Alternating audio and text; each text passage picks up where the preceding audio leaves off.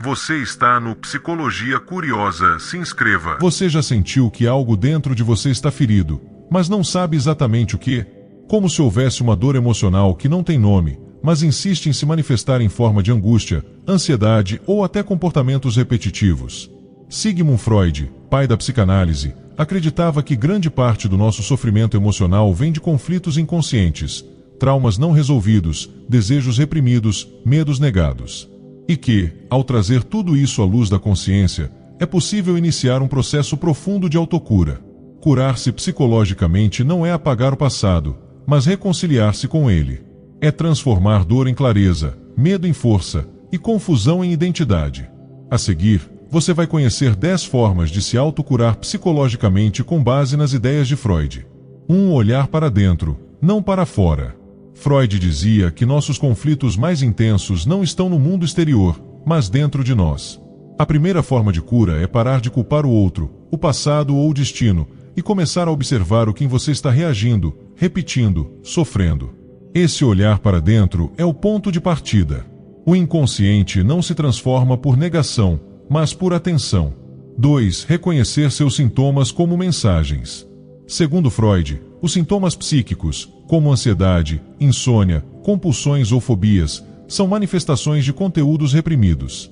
O sintoma não é o inimigo, é uma mensagem codificada do inconsciente. A cura começa quando você para de lutar contra o sintoma e começa a escutá-lo. O que ele quer te mostrar? Que dor não elaborada está tentando emergir? 3. Permitir-se sentir sem censura. Um dos pilares da psicanálise é o reconhecimento de que emoções reprimidas adoecem. Muita gente tenta ser forte, escondendo o que sente. Mas Freud nos alertou: o que você recalca volta, e volta com força. Permita-se sentir raiva, tristeza, frustração, medo, sem se julgar. Só o que é acolhido pode ser transformado. Só o que é sentido pode ser liberado. 4. Interpretar seus sonhos com seriedade. Freud afirmou que os sonhos são a estrada real para o inconsciente. Eles não são bobagens sem sentido, mas mensagens simbólicas da sua psique tentando te mostrar algo que você ainda não entendeu quando está acordado. Sonhos com quedas, perseguições, perdas ou cenas do passado são revelações do que está em conflito dentro de você. Ao anotar seus sonhos e refletir sobre os símbolos e emoções presentes neles, você começa a montar o quebra-cabeça da sua mente. Interpretar os sonhos é uma forma profunda de escutar a si mesmo. É como se o inconsciente falasse com você enquanto o ego dorme. A autocura passa por esse diálogo com o invisível, com aquilo que você sente mas ainda não sabe nomear. 5. Fazer associação livre com sinceridade. A técnica mais famosa de Freud era a associação livre, deixar os pensamentos fluírem sem censura, dizendo tudo o que vem à mente, sem julgamentos. Você pode praticar isso sozinho, em um diário ou gravando sua própria voz. O importante é deixar que seu pensamento fale, sem amarras, sem tentar parecer certo ou lógico. Quando você se permite esse fluxo, as verdades escondidas começam a surgir. Essa prática pode parecer simples, mas é libertadora. Ela permite que você acesse camadas profundas da sua mente, revelando mágoas antigas, desejos esquecidos e crenças limitantes que precisam ser revistas. A cura começa quando a repressão cede espaço para a expressão. 6. Investigar suas repetições emocionais. Você já percebeu como certas situações se repetem na sua vida? Relacionamentos que terminam sempre do mesmo jeito, sensações de abandono, fracassos que se repetem como um ciclo. Para Freud, isso é o que ele chamava de compulsão à repetição. Repetimos inconscientemente padrões de sofrimento porque algo ali ainda não foi compreendido ou curado. Observar suas repetições com atenção é fundamental.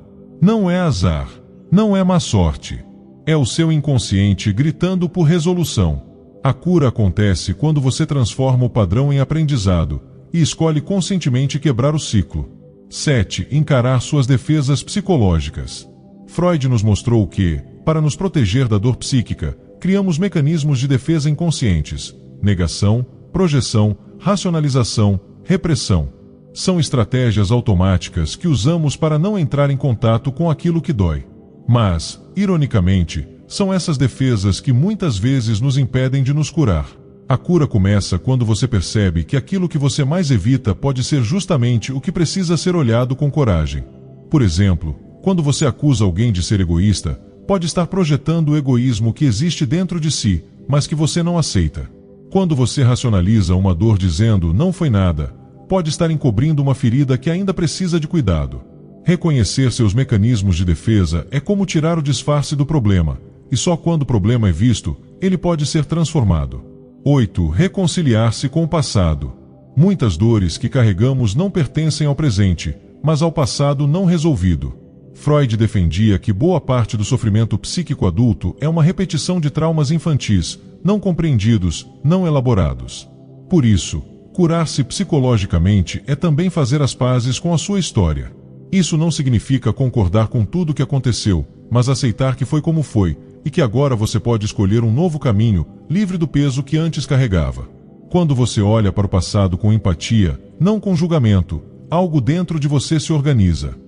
As feridas não desaparecem, mas perdem o poder de te definir. A reconciliação com o passado é um dos maiores atos de liberdade emocional. 9. Permitir que a dor se transforme em sabedoria. Freud acreditava que o sofrimento tem função psíquica. Ele não está ali por acaso. Ele é um sinal de que algo dentro de você precisa mudar, crescer, ser compreendido.